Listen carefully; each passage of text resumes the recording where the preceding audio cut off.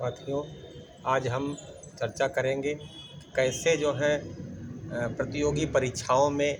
बच्चे भाग लेते हैं, कैसे जो है उनको सफलता मिले आसानी से।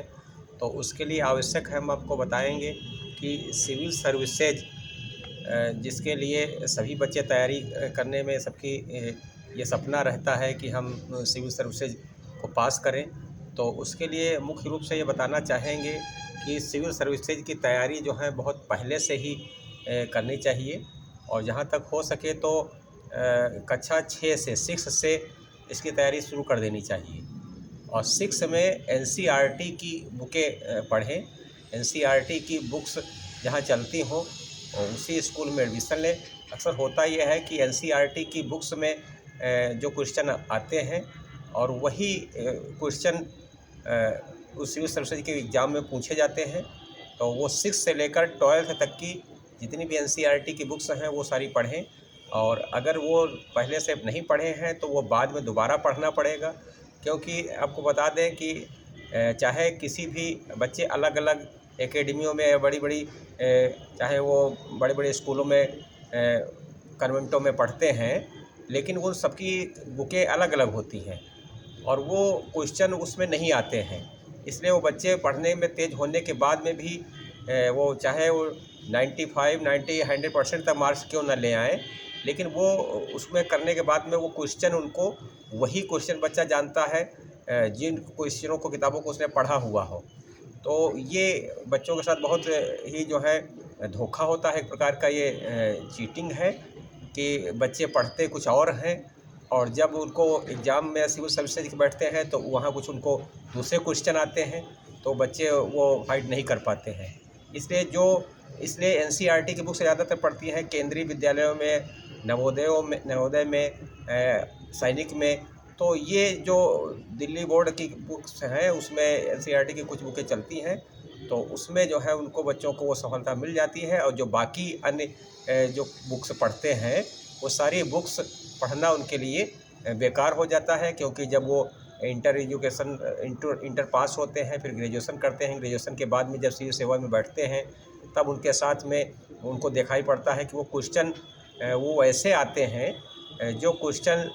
कक्षा 6 में बच्चे ने सिविल एनसीईआरटी की बुक्स में पढ़ा था, चाहे वो हिस्ट्री की बुक्स हो, ज्योग्राफी की हो या हिंदी की हो, तो सारे क्वेश्चन 6 वाले बुक से आए हैं। लेकिन जिसने बच्चे ने इंटर भी कर लिया है और कोई दूसरी बुक से पढ़ करके उसने पास किया है, वो दूसरे कई बोर्डों से, कोई आईएससी बोर्ड है, कोई सीबीएसई बोर्ड है, कोई अन्य बोर्डों से पास होते हैं, तो अपने कॉलेज में तो तेज़ होते हैं, फर्स्ट आ जाते हैं और मेरिट में भी कई बार आ जाते हैं बोर्ड की, हाई स्कूल और इंटर की। लेकिन जब सिविल सर्विसेज में बैठते हैं तो वहाँ पर वो जो है उत्तीर्ण नहीं हो पाते हैं,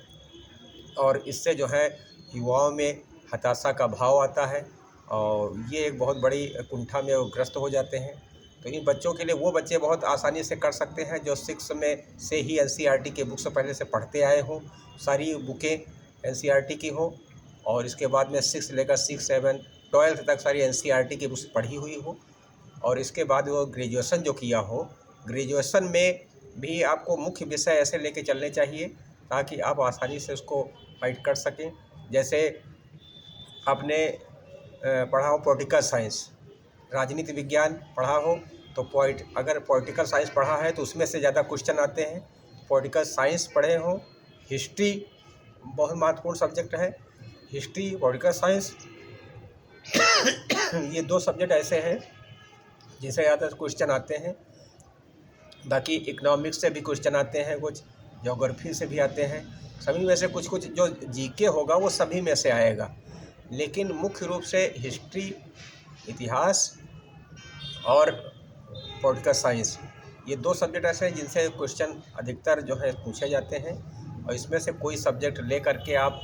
मेंस में जाकर बैठ सकते हैं, और प्री और मेंस की दोनों तैयारी साथ साथ में करें। तो हम आपको फिर आगे और वीडियो में बताते रहेंगे कि कौन कौन सी बच्चे कोचिंग करते हैं, कौन कौन से कोचिंग संस्थान ऐसे हैं लखनऊ में इसकर, जहाँ पर आपको हम बताएंगे जिसमें अच्छे हैं, जिसमें सामान्य बच्चा भी जा सकता है। तो बहुत सारे हाई हाई हैं और कुछ ऐसे सामान्य भी हैं, तो सामान्य बच्चे उसमें नहीं जा पाते हैं, तो हम आपको बताएंगे अगले वीडियो में। कि कौन कौन से संस्थानों में सामान्य बच्चों के लिए, निर्धन बच्चों के लिए भी और इंटर पास करने के बाद में भी अब बच्चे तैयारी कर सकते हैं और वो आसानी से उनके उनके पास 3 साल का समय इधर इंटर के बाद में ग्रेजुएशन जब करेंगे तो ग्रेजुएशन करते करते और वही सब्जेक्ट लें, वही ग्रेजुएशन में तैयारी करें कायदे से। और लगभग इसमें पढ़ाई कितने घंटे चाहिए? पढ़ाई कम से कम 6-7 घंटे बच्चा जो पढ़ता हो नियमित, वो अपना एक टाइम टेबल बना ले कि हमें 3 घंटे 4 घंटे सुबह पढ़ना है और फिर दिन में पढ़ना है या रात में पढ़ना है। और तो ये हम आपको आगे बताएंगे आगे वीडियो में भी। तो सिविल तैयारी करने के लिए कैसे हम आईएएस बने और बहुत आसानी से बच्चे वो बन सकते हैं जो एनसीईआरटी की बुक्स पढ़ते हैं। तो एनसीईआरटी की बुक्स आप भी पढ़ें और अगर आपने ग्रेजुएशन किया है तो आपको फिर से 6 से लेकर 12 तक की सभी